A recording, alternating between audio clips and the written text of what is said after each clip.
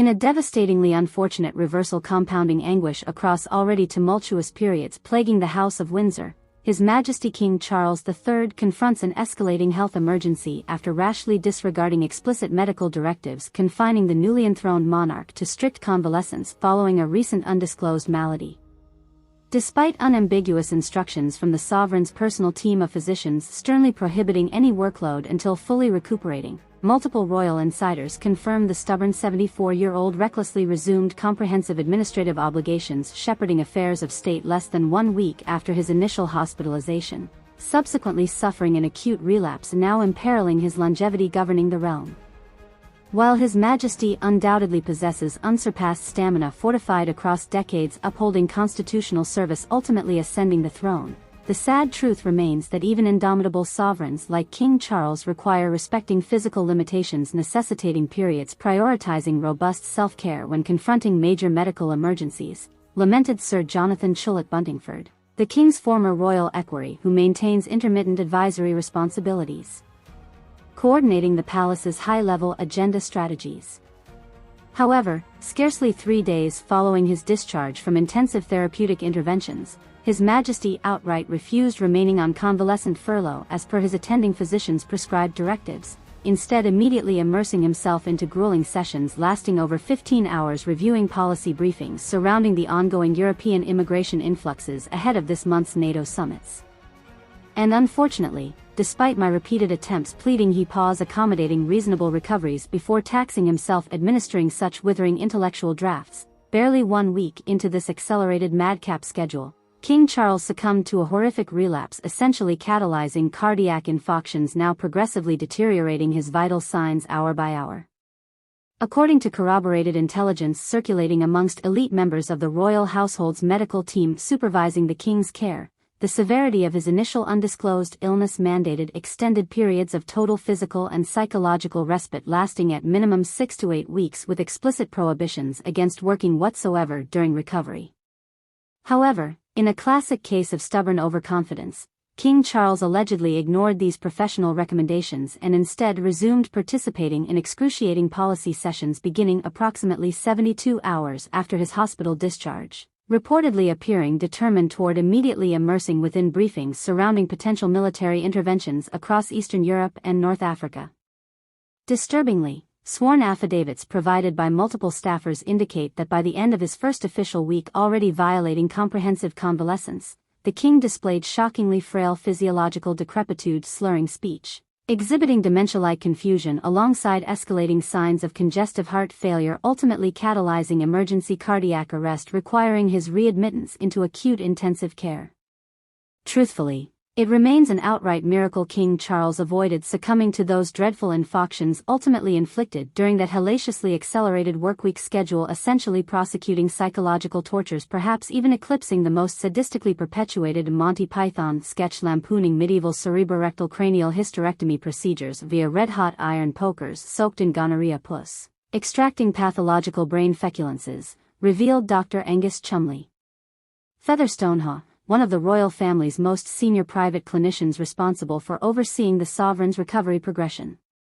Because based upon the litany of toxicological biomarkers cascading throughout his bloodstream representing radiating proteomic deteriorations rippling from those infinitely compounded acute stressors during that maddening policy overview schedule, our emergency diagnostic scans indicated King Charles essentially incinerated over 35% of his remaining neuroplastic vitalities within the first 108 hours.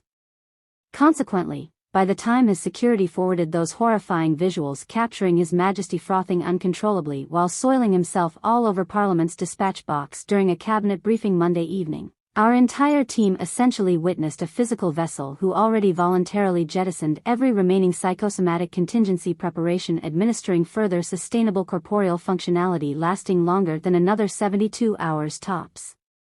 While King Charles currently remains hospitalized after that near-fatal relapse catalyzed by overexerting through defiant disregard of comprehensive convalescence directives, the British monarchy circles crisis contingencies anticipating procedural successions in case of God forbid any unforeseeable eventualities.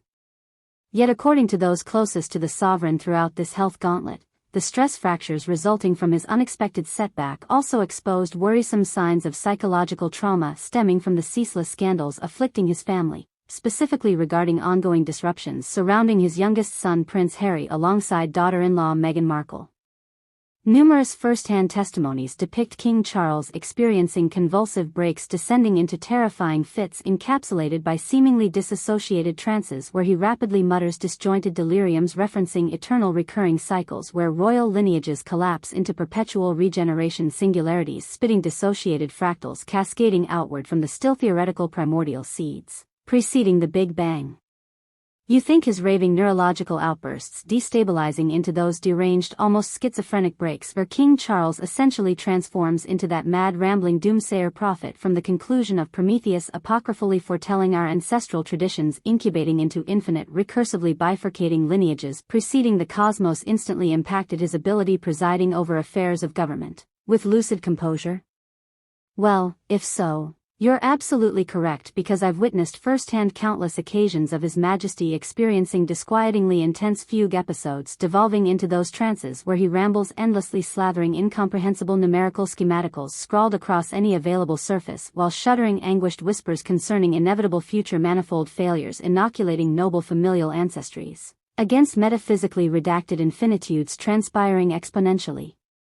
Renewed universes colliding ever inward until all spatial temporalities compress down into seed calculations, a close royal insider divulged under strict anonymity concerning the cascading degradations compromising King Charles's mental faculties.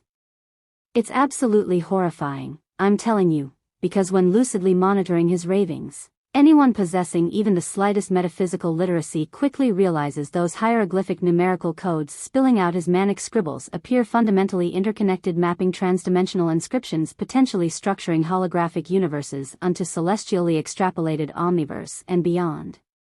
Yet even more disturbingly, based upon verbatim transcriptions my staff coded analyzing those delusional trances, it appears King Charles essentially subsumed psychic consciousness partitions psychofractally personifying every previously delineated archetype and lineage comprising the entire royal family's ancestral genealogies, all collectively interwoven into recursive feedback loops regressing infinitely unto singularity cycles disseminating outward toward manifesting omniversal emanations renewing geometrically across infinitely regressed dimensional substrata. So who knows what sort of metaphysically redacted infinitudes may theoretically assail his familial ancestries spanning omniverse upon omniverse unto infinity enduring eternal cycles recurring reincarnations cascading evermore infinite simultaneous existential actualities requiring navigating infinite temporal renewal matrices. Although perhaps his setback stemming from those ontological traumas catalyzing his intensifying neurological breakdowns represent infinitely negligible aftermaths. Compared to these infinitely transpiring infinitudes renewing cosmic ancestral lineages across recursive reincarnations recurring eternally.